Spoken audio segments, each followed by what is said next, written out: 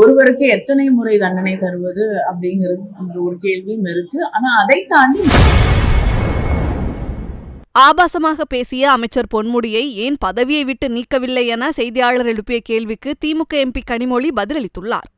கூட்டணி அடுத்த ஓராண்டு எலெக்ஷன் வரைக்கும் திமுகவோட ஊழல், திமுகவோட லா அண்ட் ஆர்டர் இஷ்யூஸ், பெண்களுக்கு சேஃப்டி இல்லாத ஒரு சிச்சுவேஷன், இந்த மாதிரி அடுத்தடுக்கான குற்றச்சாட்டுகளை வச்சு இதை நமக்கு மக்கள் கிட்ட கொண்டு போய் சேர்ப்போம் அப்படின்ற மாதிரி சொல்றாங்க. அதை பத்தி மணிப்பூர் இன்றும் எரிந்து கொண்டிருக்கிறது.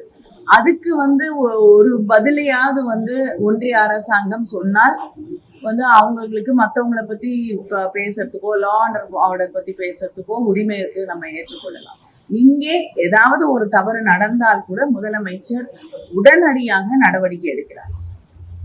அதனால இவங்க சொல்லக்கூடிய இந்த தவறான பொய்யான குற்றச்சாட்டுகள் எத்தனை வேண்டுமென்றாலும் சொல்லிக்கொண்டே போகலாம்.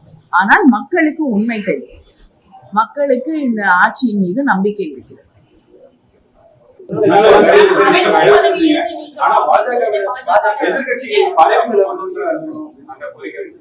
இல்லைங்க, முதலமைச்சர் அவர்கள் கட்சி தலைவராக நடவடிக்கை எடுத்திருக்கிறார்கள். நிச்சயமாக